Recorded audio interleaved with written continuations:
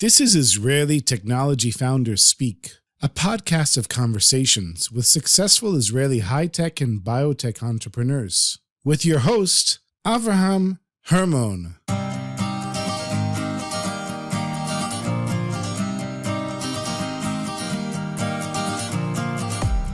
Raz Karl is the CTO and co-founder of BlinkAid, an Israeli medical device startup that is solving the problem of dry eyes by stimulating blinking using nerve stimulation technology. Avraham sat down with Raz in the offices of JMB Davis Ben-David to discuss how Raz came up with the idea, developed a prototype, built his team, got funded, and his tips for startup founders. This podcast is a creation of JMB Davis Ben-David, an intellectual property law firm serving clients around the world. You have great innovations. We keep them safe. It's not enough to just have a great startup idea or innovation. If you don't legally protect your innovations, products, and brand, anyone can claim them as their own. We keep your great innovation secure. Learn more by going to jmbdavis.com. That's jmbdavis.com. Welcome, Raz. Thank you for coming to our offices in Jerusalem. What problem does your company, BlinkAid, solve? BlinkAid, which is a new Israeli medical device startup trying to solve a problem that you may be familiar with. It's called dry eye syndrome. It's a collection of symptoms when you don't get enough tears on your corneal. And so many people suffer from that problem, most of them on the background of spending a lot of time in front of computer screens. So screen time reduces our blinking rate, and that leads to evaporation of the tear layer, which in turn exposes the corneal to the air. And unlike any other tissue in our body that is facing the outside world, it's coated with skin. So the corneal has no skin layer on it because it has to be completely transparent. And then the mechanism that our body is using to protect it is the tear layer and the blinking cycle. So every time you blink, a new tear layer is being spread over the corneal. It washes away things that need to get outside, and then it refreshes the corneal with nutrients. So if you don't blink enough, your corneal doesn't get what it needs to maintain its health, and it's getting dried. And if you look under a microscope, you can see small cracks appearing, and then infection can occur, which in turn prevents the next tear layer from reaching the corneal, and then you get a vicious cycle of dry eyes. It's getting dry, the body uses infection, the next tear layer doesn't get there, and then more infection, more dryness, more infection. It needs to be taken care of with eye drops, artificial tears, all sorts of more complicated treatments. And what we're trying to do is to encourage people to blink more. Essentially, we're actually stimulating blinks with a new technology that we're developing. It's an electrode, transcutaneous electrical nerve stimulation. And the electrode is replacing the nose pads in your glasses. So those two little circles sitting on your nose bridge, we're going to replace them with a new electrical stimulation electrode that we're developing, which will enable us to trigger blinking in every other individual without causing any discomfort or any twitching movement of irrelevant muscles. We're able to stimulate blinks, and people can wear this technology for hours and hours. Just last week, I was wearing it during a Zoom call, browsing my WhatsApp messages. So that's essentially what we're doing.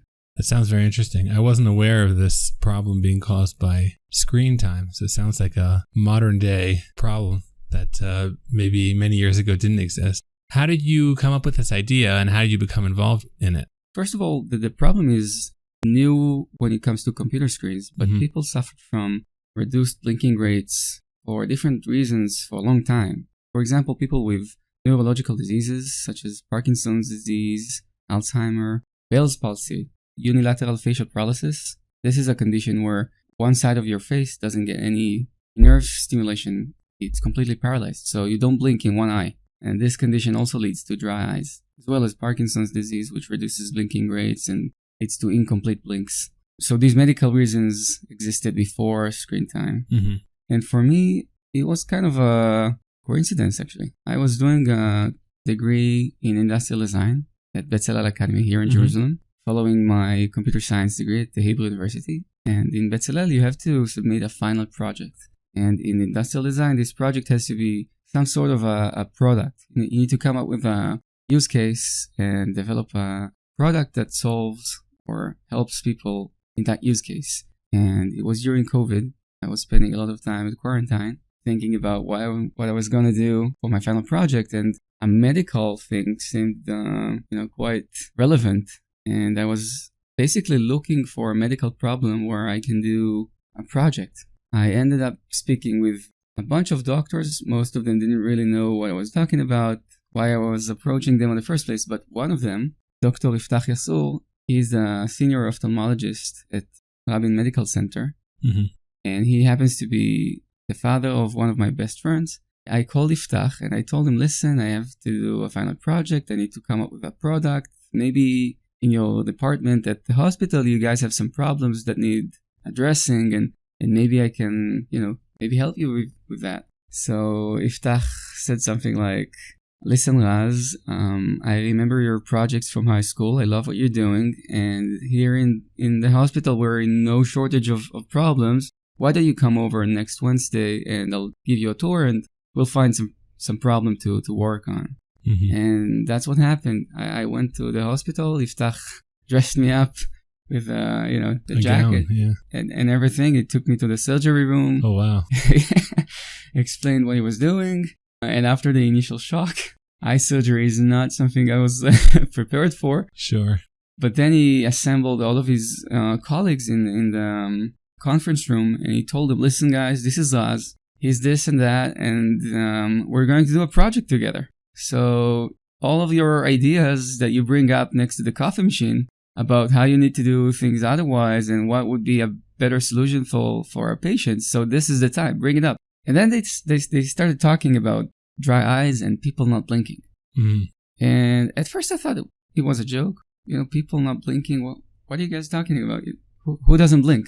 And then with all seriousness, they looked at me and they explained that this is not a joke. It's a serious problem. And so many of the patients that they treat every day, they suffer from all different conditions resulting from not being able to blink. Wow.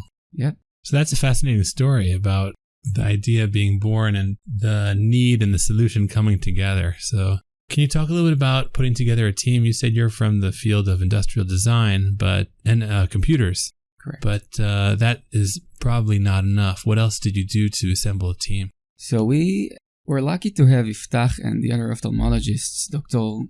Gal Antman and Dr. Alon Tiosano, as the core team at the beginning. Iftach also had a colleague, Dr. Omer Zarchi, who is the electrophysiologist of Beilinson Hospital. And pretty early in the process, when we were ideating on how to treat dry eyes and encourage blinking, the concept of electrical stimulation came up. Mm-hmm. And it's not a new thing to stimulate body functions with electrical stimulation. People have been doing that since the previous century. But to be able to stimulate a pure blink, just make the orbicularis oculi muscle contract without moving any other muscle in the face or stimulating the sensory nerves, we had to do some experimentation. And then Zari came in very handy. And in his lab, we attempted doing electrical stimulation on ourselves. Actually, wow. I'm serious. Yeah, we were using medical equipment under Zari's supervision. So it was a safe environment to try, and we attempted to replicate results from the literature. And at some point, we were able to stimulate blinks. And we realized that we have a major challenge to be able to reproduce these results on different individuals. And this is going to take a lot of time and effort. And we need to maybe start a company if we want to succeed. Mm-hmm. For my project in Betzalel, I actually developed it a bit further. I designed a pair of glasses where the nose pads were replaced with simple electrodes. And with this, I was able to demonstrate on myself and Iftach how we are able to achieve blinks. I designed a product and also had this proof of concept. Mm-hmm. And after my final project submission and the exhibition in Betzalel, which was a great success, we decided to go and do fundraising to start a company.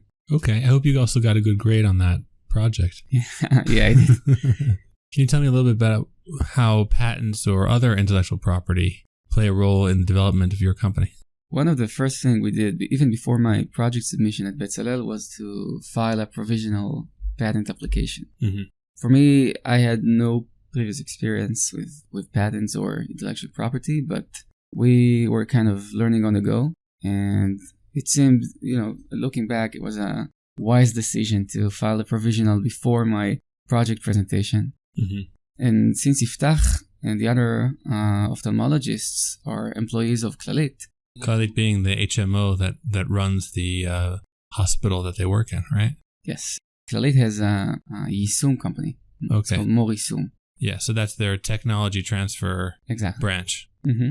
And Morisum, they have their own patent attorneys. Mm-hmm. And we contacted their patent attorney who helped us file the provisional patent application. And then when we started meeting investors, we realized that, this was something every single investor was interested in. Sure. Did you guys file a patent? Where is this standing? What's the status? Have you conducted a thorough research before coming here? We actually did 2 patent searches. Mm-hmm. One with Morisum and another one with an external company. And we did find similar ideas, but none of them was addressing the personalization problem, which is the essence of the electrode that we're developing. Because being able to stimulate a blink, it's not trivial, but it can be done. And then the challenge is being able to personalize the stimulation. And that takes time. Usually it goes through trial and error. And Mm-hmm. what we're developing is a technology that automates this process and enables adjusting and personalizing the stimulation to individuals so that essentially when you wear the glasses, some magic happens and then you can just start blinking. Okay, so you started out with the idea that this whole concept was novel and then realized that that you can protect only part of it after your patent searches, right? Yes. So I guess doing patent searches early was probably helpful for you to focus your patent protection on what you really needed to protect, right? Indeed. And then, I was doing a lot of Google searches and some Google Scholar searches looking on literature and PubMed and other places. And then I realized there was this whole world of PatBase. Okay. Patent literature. You found a lot of information there as well, Yes, right? indeed. I even ended up taking an online course about patents in Coursera. Wow. To understand better the terms and the logic. It's quite interesting, actually. It makes a lot of sense now. Mm-hmm. Looking back, I understand the whole concept of patents, but still it needs a lot of expertise, and I'm happy that some other people can take care of that for me. Sure. So you could focus on what you're trained in and what you're good Mm-hmm. at. Yes. So I understand that you're part of a technology incubator. Right. Maybe speak a little bit about the process of obtaining funding from the Innovation Authority, who is Mm-hmm. behind the incubator. We started the fundraising process on January 2022. And at the beginning, we thought we should approach venture capital or angels. We spoke with close friends. And after a couple of meetings, we realized that the Israel Innovation Authority offers funding for projects in all different stages. So we started looking into that. And we realized that they can fund us either something like 100,000 shekels, 200,000 shekels Mm-hmm. for. And So that's a very initial exactly. proof of concept type funding, right? Correct. And then we learned that there are professionals who actually help startups submit these applications. Mm-hmm. And after speaking to one or two of them, we also learned that it's an expensive process. Mm-hmm. And these people sometimes, they can ask for almost a half of the funding. Wow. Which, doesn't make a lot of sense, right? You Right. spend a couple of months and a lot of work with someone to get funding, and then you need to pay half of it just for the consultancy. Mm-hmm. And also, venture capital and angels, it didn't lead to an investment at the beginning. We got all sorts of really meaningful insights and pivoted a little bit. For example, the story that we started with was about the people who suffer from facial paralysis and Parkinson's disease. Hmm. And in emergency units at the hospitals where people are put to coma. And then the nurses need to treat their corneals because they're asleep. Right. And all these medical conditions, which were, first of all, that was the most aching problem. And Mm-hmm. this is what the ophthalmologists were facing every day. But then we realized that the market size for these patients was not large enough to attract venture capital. Interesting. And then we ended up diving into computer vision syndrome and all these symptoms occurring from screen time. It took us a while to understand that this is where we should be heading to get the initial funds. It's a giant market. I mean, over 350 million people worldwide suffer from dry eyes. Wow. Over 60% of the adult population in the US suffers from computer vision syndrome. So computer vision syndrome is, again, it's a collection of symptoms. It can be headaches or neck pains and also dry eyes.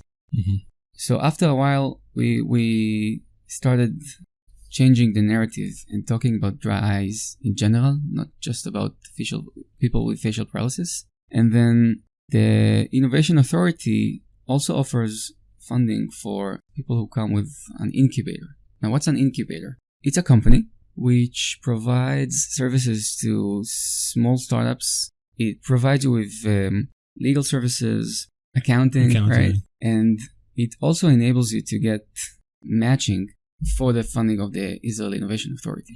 I didn't mention, but the Innovation Authority is never funding you alone. You always have to get a matching investment. Most of the time, the percentages are like 50-50. So the Innovation Authority will give you 50% of the funding if you can find someone who will give you the other 50%. But if that other investor is not just anyone, it's an incubator that is registered with the Innovation Authority, it means that this company is being trusted and has experience working with the Innovation Authority. So the investment changes from 50-50 to 85-15. So that enables you to get a lot more funding. And we ended up getting 3 million shekels from the Innovation Authority and from Galil Ofek. It's a medical device incubator. They sit in the north, in Katzrin. They have, I think, 12 companies in their portfolio right now, and they have an expertise in medical devices, and more specifically in ophthalmology. I think we're the third company in this incubator that is innovating in ophthalmology. And yep, they helped us get the funding from the Innovation Authority, and now, as I said before, they provide us all the other services, and most importantly, the connections that they're helping us build. Let's just switch gears a little bit and talk about investors and the climate today regarding the device space. Do you feel that investors are hesitant to invest in medical devices today? So we always have conversations ongoing with investors. Someone once told me that you don't raise funds when you need, you do it when you can. So we always try to develop new connections, and some of the rejections that we hear are about developing devices versus, for example, developing software. You have some obstacles that you need to address when you develop a physical device. You're saying in terms of regulation? So regulation will come a bit later down the road. The strategy here that we're developing a medical device. And it's true because we're treating a medical condition. But at the same time, when we are going to deliver the device to the market, the question of whether or not we should go through an FDA lane, 510K or whatever, it comes down to how exactly do we market the device? Are we claiming that it cures dry eyes, or do we claim that it encourages blinking? I see. So that's it, and it's a completely different thing. Right. So if you make a claim that's not a medical claim per se, then you may be not considered a medical device in the strict sense. Exactly. And this is our current strategy, to try and, first of all, be able to give it as a tool to encourage blinking. The public literature is just full with proof and evidence about the relationship between blinking rate and dry eye symptoms. To be able to claim that we cure dry eyes, we will have to go through clinical trials. And we may do it eventually, but we want to go to the market as soon as possible. Sure. With a lighter claim. I see. What sort of tips do you have for founders who are starting out their journey as startup founders with a new idea or with a new company? Getting my friends and family involved, either just being able to share with them my experiences. I actually started a secret Facebook group with some friends and family where I would post every other week about what we were doing and what I was up to personally. Mm-hmm. And people would cheer me up. It's a bumpy road, Sure. lots of ups and downs. Some weeks I feel like we've achieved something amazing, and then the other week it feels like everything is collapsing and there's no chance this is going to succeed. And you need to be able to go through a lot of ups and downs. And being able to share this with my friends and family helped me a lot. So that's maybe one tip. And then also realize that progress is something you can only report in hindsight.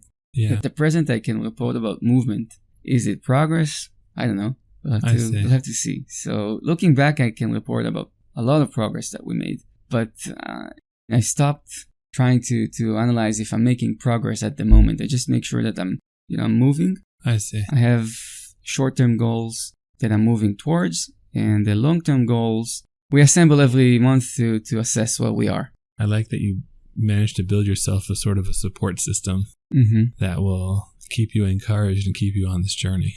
Yeah. That sounds like a very good, useful tip that I don't think I've ever heard before from a founder yet on this podcast. I don't think my co-founders know about the secret Facebook groups. You mentioned briefly where you are now in terms of BlinkAid, but where do you see yourself in another year and then another 5 years from now? In another year, I hope to have a working prototype that is able to stimulate blinks on individuals in a very short automatic calibration process, so that I can hand out to you a pair of blinking glasses and you'll put it on your face, and with short guidance from me, you'll start experiencing blinking. With this, we can go to another phase of designing towards manufacturing, and then maybe in a bit more than a year, you can start seeing BlinkAid on the shelves. Wow. Maybe you'll get it from your ophthalmologist, from optometrist. Maybe you can buy it online. It's a bit too soon to tell, but the core technology should be demonstrated in a year from now. And then in 5 years, we can either be a company that addresses more ophthalmology-related problems, or we could be a company that uses this electrical stimulation technology, personalized electrical stimulation technology, and apply it to other problems. You can think about amputees, people who need prosthetics, and then they need to operate the prosthetic with electrical stimulation or electrical myography, being able to read nerve signals and applying that to moving prosthetics. And since we're working closely with electrophysiologists, I'm learning something new every day about electrophysiology, and there's a lot of room to integrate technology. And since I'm coming from the computer science background, I always try to think of how to integrate artificial intelligence and algorithms into what we do. And this is also going to play a major role in the algorithm that we're developing now for BlinkAid. Yeah, I can see really interesting paths that we can take in 5 years from now. Okay, great. This sounds really good, and I wish you a lot of success. Thank you again for stopping by at our office and for taking the time to have this interview. And once again, wishing you success on your journey. Thank you so much for hosting me. I had a great time. Thanks.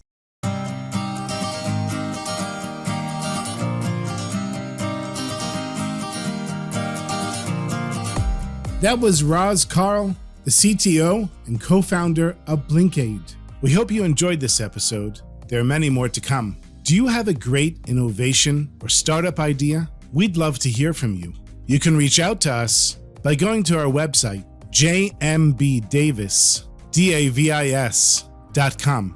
And if you go to jmbdavis.com/startup, you'll see we have a special site specifically made for startups to help startups protect their innovations. Please be in touch with us and find out how we can help you. Thank you for listening, and we look forward to bringing you the next episode.